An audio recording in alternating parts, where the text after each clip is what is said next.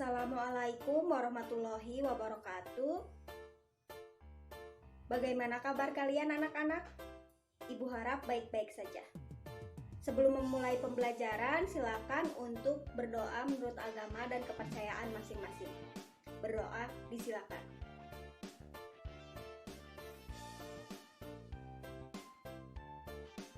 Berdoa dicukupkan. Seperti biasa, sebelum kita memulai pembelajaran, kalian bisa mengisi daftar hadir yang telah Ibu sediakan pada link di deskripsi box. Pengisian daftar hadir ini akan Ibu anggap hanya jika kalian mengisinya dalam waktu 1 kali 24 jam. Jika kalian tidak mengisinya dalam waktu yang telah Ibu tentukan, maka akan Ibu anggap kalian tidak mengikuti pembelajaran kali ini. Pembelajaran kita kali ini adalah teks editorial yang ada pada kompetensi dasar 3.6, yaitu menganalisis struktur dan kebahasaan teks editorial, dan 4.6 yaitu merancang teks editorial dengan memerhatikan struktur dan kebahasaan baik secara lisan maupun tulis. Setelah pembelajaran kali ini, Ibu harap kalian bisa menganalisis struktur teks editorial yang meliputi pengenalan isu, penyampaian argumen-argumen, dan kesimpulan, saran, atau rekomendasi. Selanjutnya, Ibu harap kalian juga bisa menganalisis dengan tepat kaidah kebahasaan teks editorial yang meliputi ungkapan retoris, kata populer, kata ganti tunjuk, konjungsi kausalitas, dan konjungsi pertentangan. Dan Ibu harap kalian juga bisa merancang dengan tepat teks editorial dengan memerhatikan struktur dan kaidah kebahasaannya. Sebelumnya kita sudah mempelajari tentang teks cerita sejarah. Teks cerita sejarah ini menceritakan tentang kejadian yang telah terjadi pada masa lalu. Nah, di masa lalu ini peran suatu media terhadap politik dan masyarakat itu sangat besar, seperti yang kita temukan pada novel Suhoki. Nah, Suhoki ini merupakan seorang penulis yang sangat berperan dalam pergerakan mahasiswa-mahasiswa Indonesia pada waktu itu. Nah, yang menggerakkan mahasiswa-mahasiswa tersebut merupakan tulisan yang mengkritik pemerintah. Nah, pada teks editorial ini tidak jauh berbeda dengan tulisan kritikan atau tulisan opini. Teks editorial di masa sekarang ini ditulis langsung oleh suatu media yang diolah oleh tim redaksi atau oleh tim litbang. Nah, teks editorial ini sebelum terbit harus disetujui oleh seluruh tim redaksi dan redaktur. Karena teks editorial merupakan sikap terhadap kejadian yang ada dari pihak media. Sehingga teks editorial ini juga memengaruhi image atau wajah media tersebut. Nah, sekarang sebelum kita memulai langsung pada pembelajaran, kalian silakan untuk dibagi menjadi 3 atau 4 orang per kelompok dan menganggap bahwa kalian berada dalam suatu media dan menjadi tim redaksi di media tersebut untuk menyusun sebuah teks editorial. Karena pembelajaran dilakukan secara daring, maka kalian bisa melakukan diskusi secara daring juga melalui grup WhatsApp. Silakan untuk membentuk kelompok tersebut. Baik, setelah kalian selesai membentuk kelompok, kalian bisa membaca teks editorial yang akan Ibu sajikan sebagai berikut dan temukan struktur, kaidah kebahasaan, juga bagaimana cara merancang teks editorial tersebut. Yang berjudul Selamatkan Jurnalisme Bukan Dengan Skoci. Bisa kalian unduh pada link yang telah Ibu sediakan di deskripsi box untuk membacanya lebih seksama.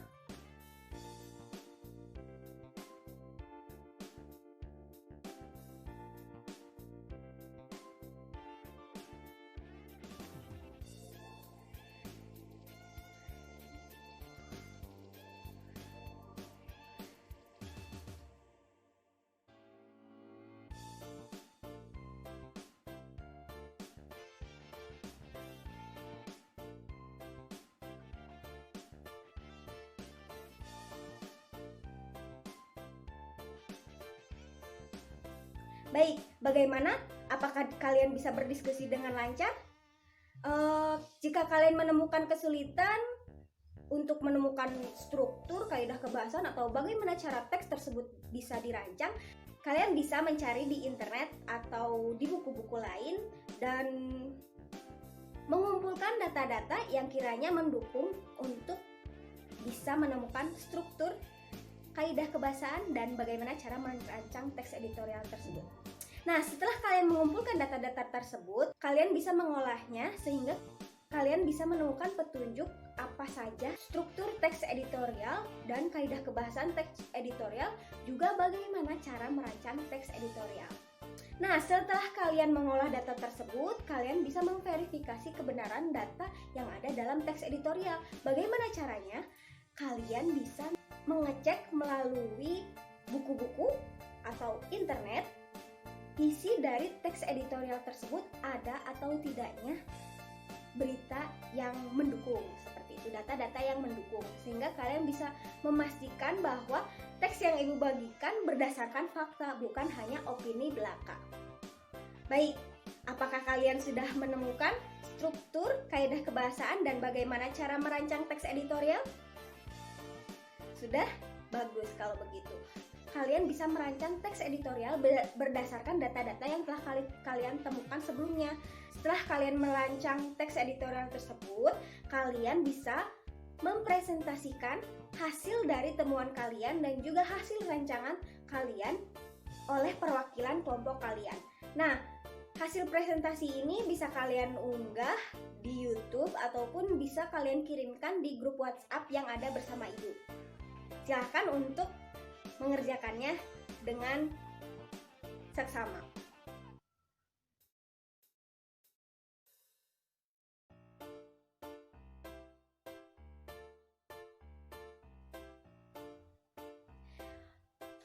Baik, bagus sekali ya anak-anak, kalian sudah memahami bagaimana cara teks editorial dirancang dan struktur-struktur serta kaidah kebahasaan yang ada pada teks editorial. Tapi tentu saja kalian mungkin masih merasa ragu atas kebenaran dari kaidah kebahasaan, struktur ataupun cara merancang teks editorial. Dan untuk memastikan hal tersebut, sekarang kita akan memasuki materi. Materi kita kali ini tentu saja kalian sudah mengetahuinya, yaitu struktur teks editorial. Tadi kalian sudah menemukannya, bukan? Ya, benar. Pada struktur teks editorial ada pengenalan isu. Menurut kalian pengenalan isu itu seperti apa? Bagus. Nah, pengenalan isu ini tidak jauh berbeda dengan pendahuluan. Nah, pada pengenalan isu berisi sorotan peristiwa yang mengandung suatu persoalan aktual. Nah, maksudnya ini sebelum kita menjelaskan atau mengemukakan pendapat terhadap persoalan-persoalan tersebut atau persoalan yang akan dibahas, tentu saja kita harus menyebutkan terlebih dahulu persoalan apa yang akan dibahas. Nah, bisa kalian lihat pada teks yang ibu berikan, contohnya yang berjudul Selamatkan Jurnalisme Bukan Dengan Sokoci.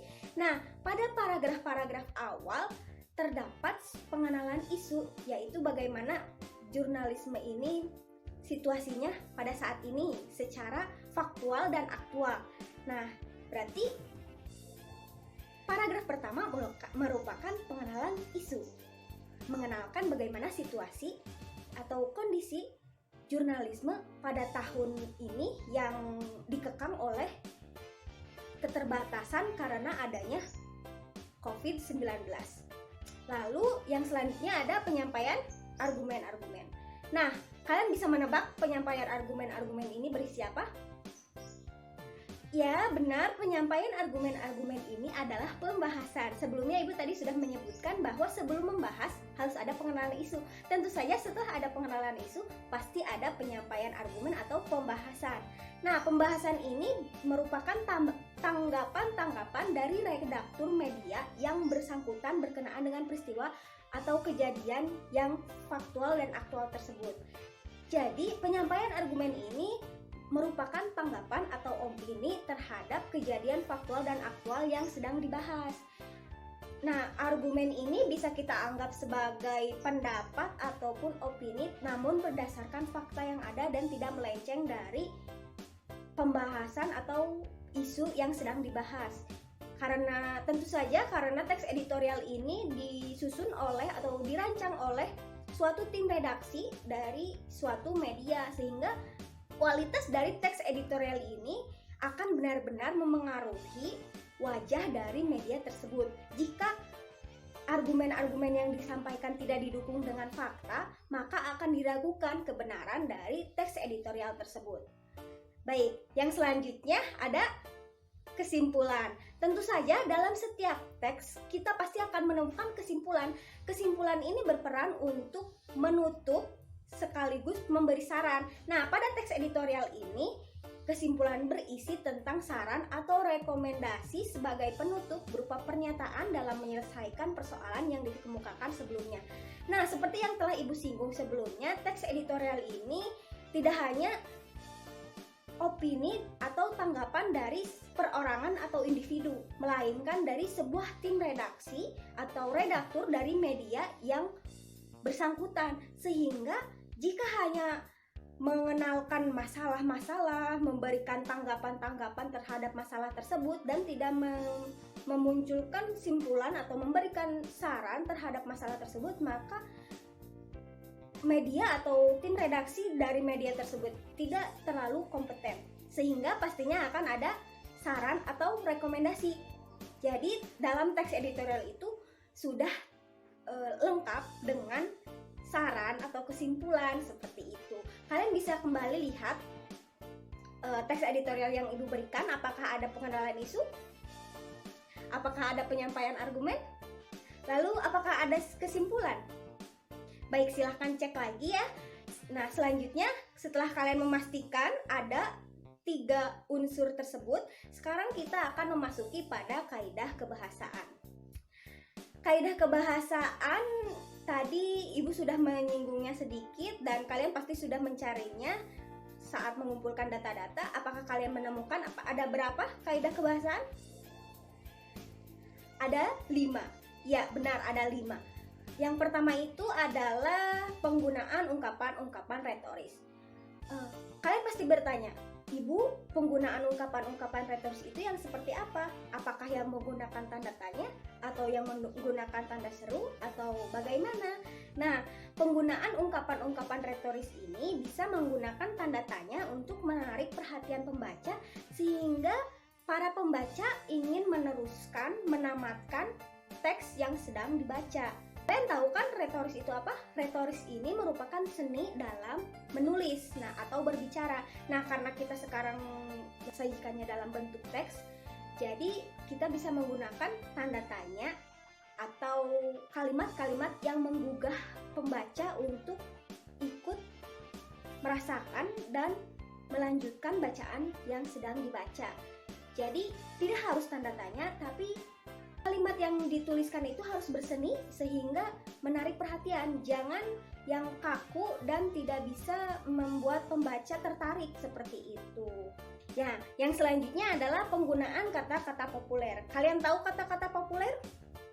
Ya, zaman sekarang sudah pasti banyak ya kata-kata populer dan tentunya kalian pasti tahu pada teks berita juga sering digunakan kata-kata populer. Mengapa digunakan kata-kata populer? Tentu saja agar pembaca tidak terlalu merasa kaku saat membaca tulisan kalian. Jadi lebih mudah dipahami info yang akan disampaikan tersebut.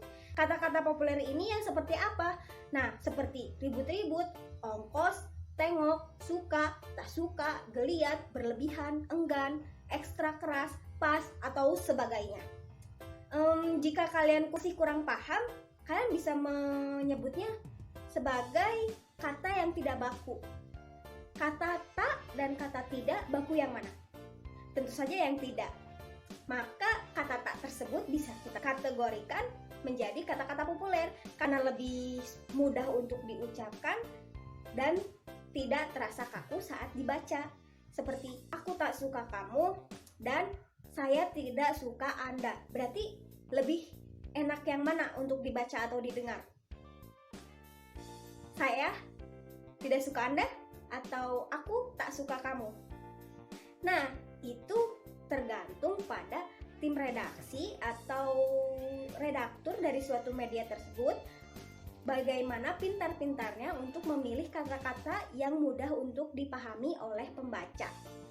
Nah, yang selanjutnya adalah penggunaan kata ganti tunjuk yang merujuk pada waktu, tempat, peristiwa, atau hal yang menjadi fokus ulasan. Nah, kalian pasti sudah mengetahui kan kata ganti tunjuk yang seperti apa? Ini, itu, di sana, di sini, di situ. Ya, seperti itu. Jadi, kata ganti ini untuk mempersingkat penjelasan. Jadi ketika sebelumnya kita sudah menjelaskan suatu hal. Nah, lalu pada kalimat yang selanjutnya kita akan meneruskan penjelasan dari hal yang telah dijelaskan pada kalimat sebelumnya. Jadi kita bisa menggunakan kata ganti hal tersebut, hal itu, hal tersebut, atau semacam itu.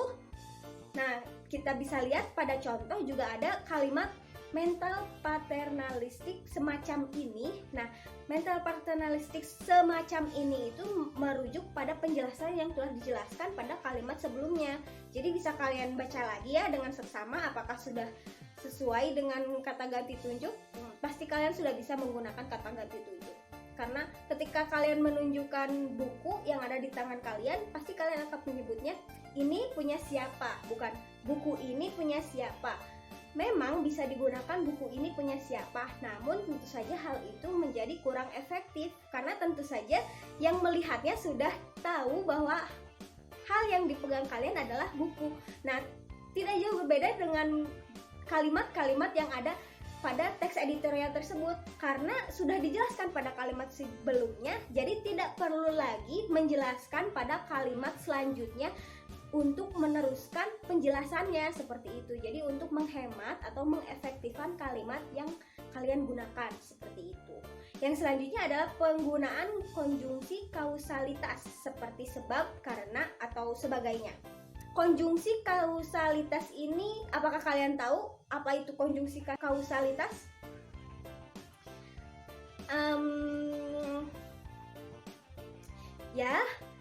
Konjungsi kausalitas adalah konjungsi sebab akibat. Artinya ketika ada sebab pasti akan ada akibat, ketika ada akibat pasti sebelumnya ada sebab.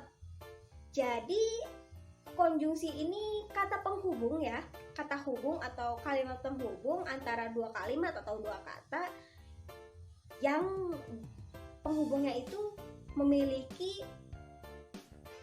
hubungan sebab akibat. Jadi seperti karena kamu makan, ya kamu kenyang, karena kamu ngantuk, ya kamu tidur, seperti itu. Nah, kalau begitu kalian bisa mengecek kembali pada teks yang telah Ibu berikan, ada pada kalimat karena itu harapan agar pemerintah memberikan insentif ekonomi bagi bisnis media sangat bisa dimengerti.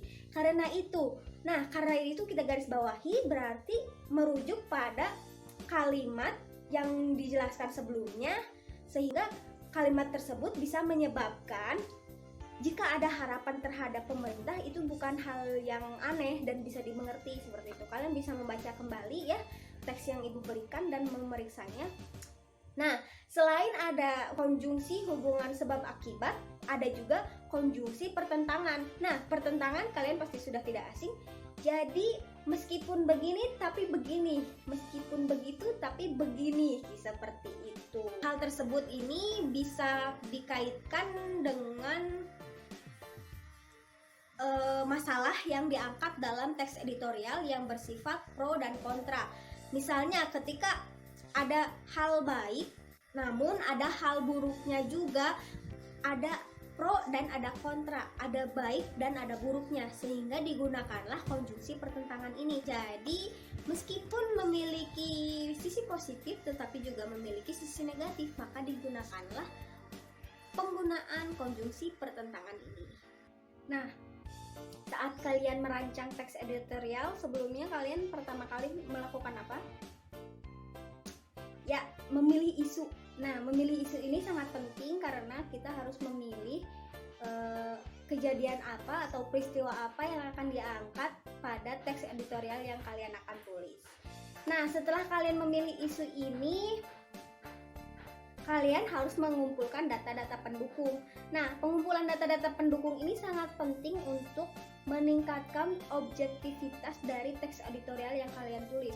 Karena teks editorial ini haruslah berbobot atau lebih objektif daripada subjektif, karena meskipun terdapat opini atau tanggapan, tentu saja fakta-fakta yang kalian gunakan sangatlah penting, karena fakta tersebut akan mendukung pendapat-pendapat atau tanggapan-tanggapan kalian terhadap peristiwa yang sedang kalian bahas.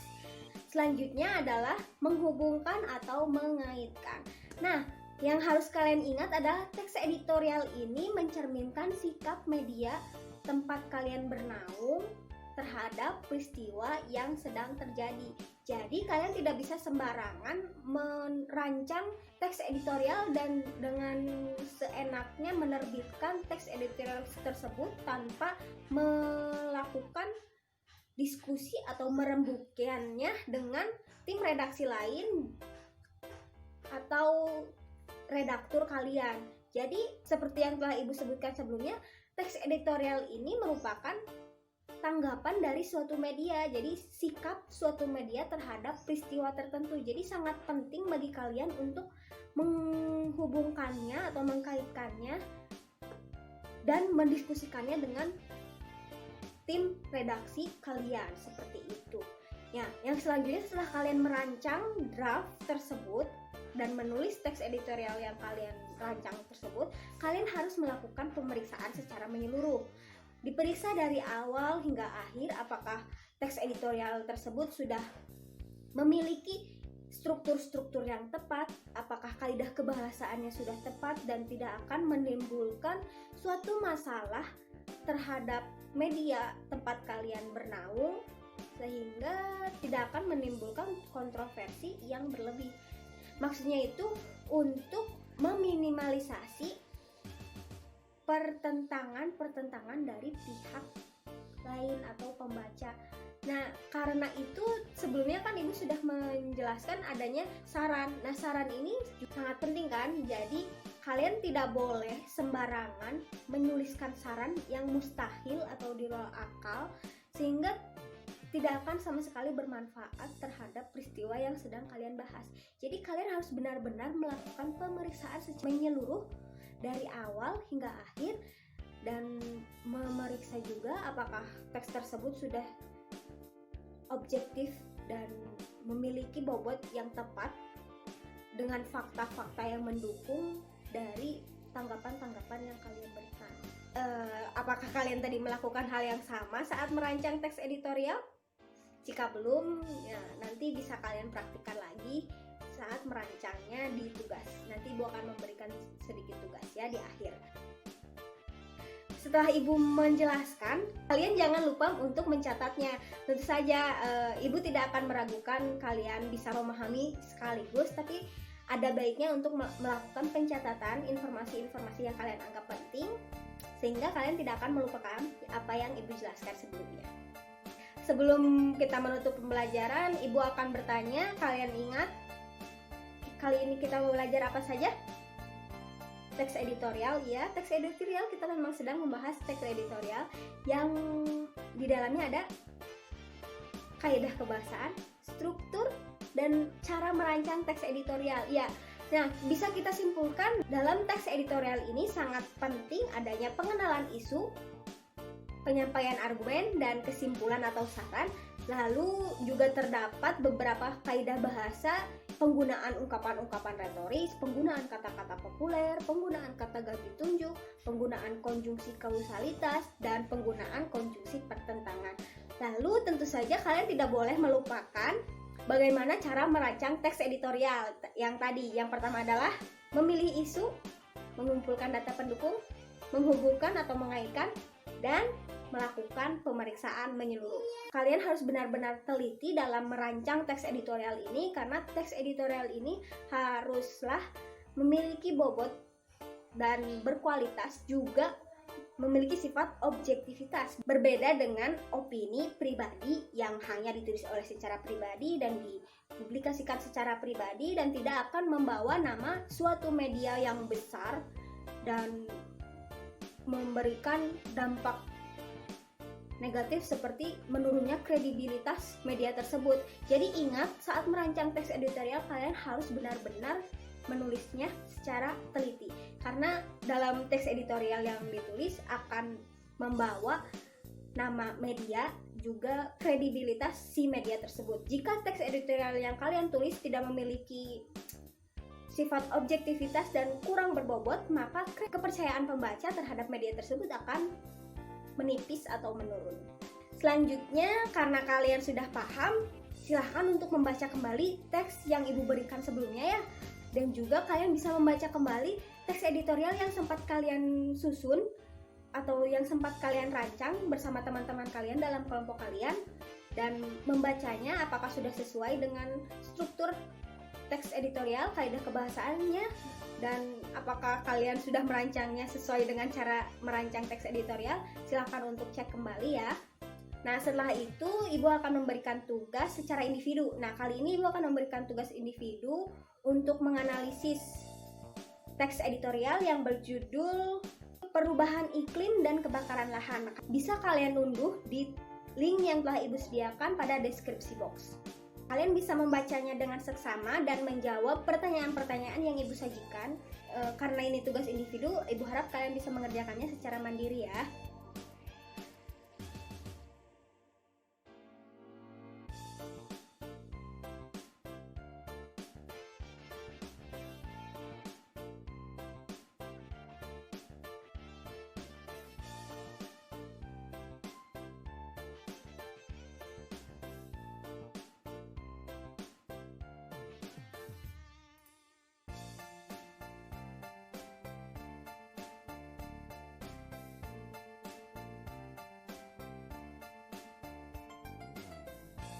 Lalu setelah kalian menjawab pertanyaan-pertanyaan tersebut, kalian bisa menerapkan cara merancang teks editorial yang telah ibu jelaskan sebelumnya, dan kalian bisa merancang teks editorial tersebut. Nah, karena teks editorial ini haruslah dirembukan terlebih dahulu, maka akan ibu beri kesempatan untuk kalian untuk membagi topik dan saling berkonsultasi bersama teman-teman kalian di dalam grup WhatsApp yang ada ibu, atau kalian bisa langsung bertanya pada ibu. Baiknya kalian mengangkat isu apa dan data-data yang kalian kumpulkan harus didapatkan dari mana, kalian bisa bertanya. Namun saat merancangnya dan menulisnya, kalian harus melakukannya secara individu. Jadi setiap orang harus mengumpulkan teks editorial yang kalian rancang seperti itu. Jangan lupa untuk mengumpulkan tugas-tugas yang ibu berikan pada grup WhatsApp dengan file formatnya nomor absen, nama, dan tugas teks editorial seperti itu. Jangan lupa untuk mengerjakan tugas kalian dengan sungguh-sungguh, karena ibu akan menilainya juga dengan sungguh-sungguh. Pembelajaran kita cukup sampai di sini. Ibu harap kalian bisa memahami dengan baik materi yang telah ibu sampaikan dan bisa mengerjakan tugas-tugas yang ibu berikan dengan tepat. Jangan lupa untuk menjaga kesehatan dan kebersihan. Tetap semangat dan terus belajar di rumah.